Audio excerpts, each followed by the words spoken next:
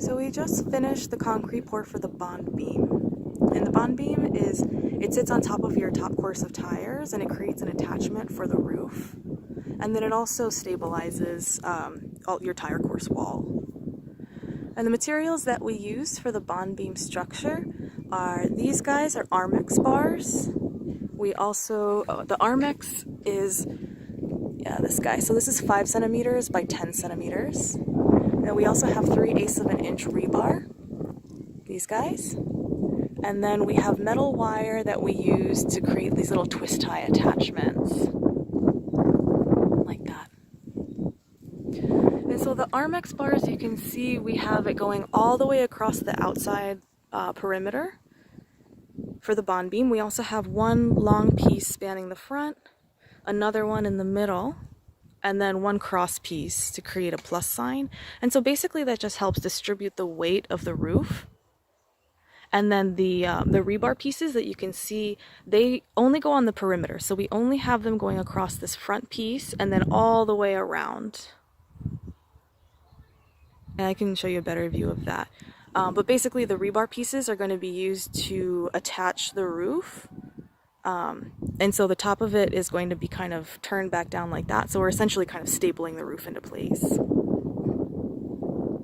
And so the way that we join the Armex bars together, because it's structural, it's not a good idea to have the join. You can see these are 2 join pieces right there. It's not a good idea to have that kind of just in the middle where there's nothing to structurally support it. So we went ahead and did the seaming, I guess if you will, on top of our support column. And so we overlapped them maybe like 1.5 feet and then just tied them with those little twist ties. You can see that there. And then to the rebar, we just kind of twist tied the heck out of it.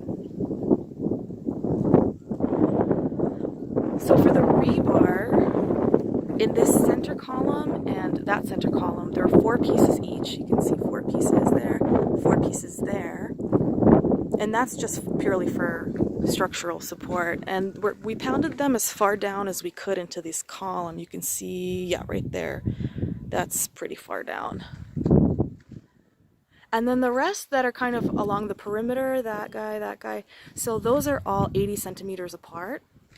And they're pounded down 3 courses of tires. So that guy comes down to about there. And then here, where they're attached to the Armex, it's a little bit easier if you bend to create this little L shape. And you can do that if you have like a spare metal pipe or PVC pipe. You just put it over the end and bend it. And so that way it's easier to attach right there. And then it also creates a little bit more structural support because you're distributing the weight instead of having it just go down, which it's going to want to push down. Oh, and one last thing.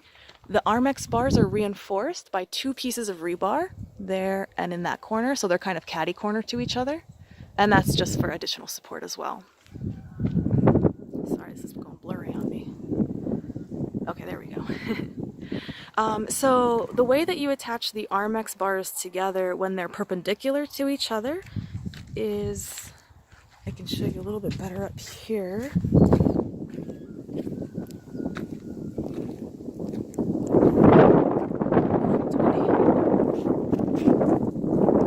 Sorry, we just poured the concrete, so it's a little bit hard to see, but I have photos that I can also upload too. Oh, there's a good example. So what you want to do is remove these metal framing rectangular pieces. You could just snip it and yank it off. So you have the four metal bars exposed. So that way what you can do is you kind of weave them together. So if you can imagine there's another Armex underneath all this concrete, it's going like that. And so you basically take the metal and you loop it around like that. Same thing there, you loop it around like that. So you're kind of creating stable enclosures and you can reinforce everything with as many twist ties as you want. And so you can see also in the center columns we have 4 pieces of rebar, but on these outer edge tires we have 2 pieces. So there's 2 pieces there and 2 pieces there. The other thing that we had to account for is we have a curved design for this building, and the Armex bars you can see are straight. So what we did to account for that curve, we can go down here where the curve is.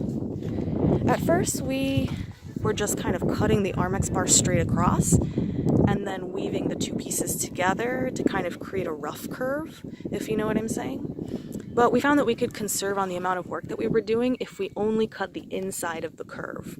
So we just cut the inside of the curve, that way this side becomes a lot easier to bend, and you're going to want to remove those rectangular framing pieces again, otherwise it's really hard to bend. So we did that for this curve, and then you can see there's another curve, yeah, right there.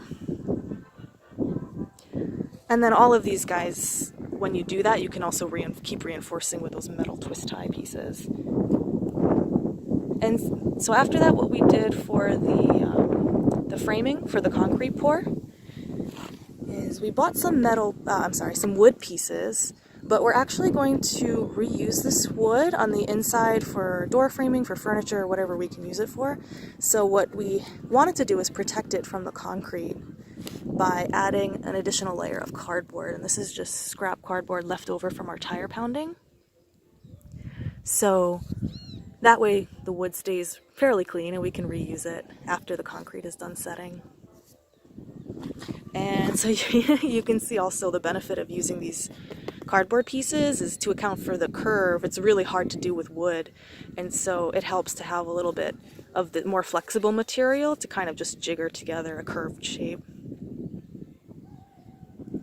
Like that. And so you can see these rebar stakes coming all the way around the top of, they go right through the bond beam.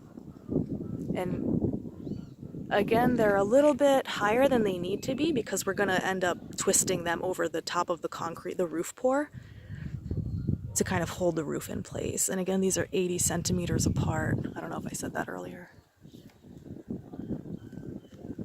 Like that. And then the framing for the concrete pour, the way that we held that into place is with these metal twist ties, and then we also have wood stakes pounded into the tops of the tires.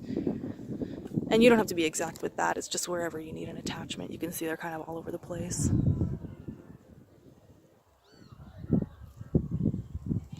Cool, so that's how we set up for the bond beam. The next step is after the concrete dries, we have to remove this and then get ourselves set up for the roof pour. So I'll keep you updated when that happens.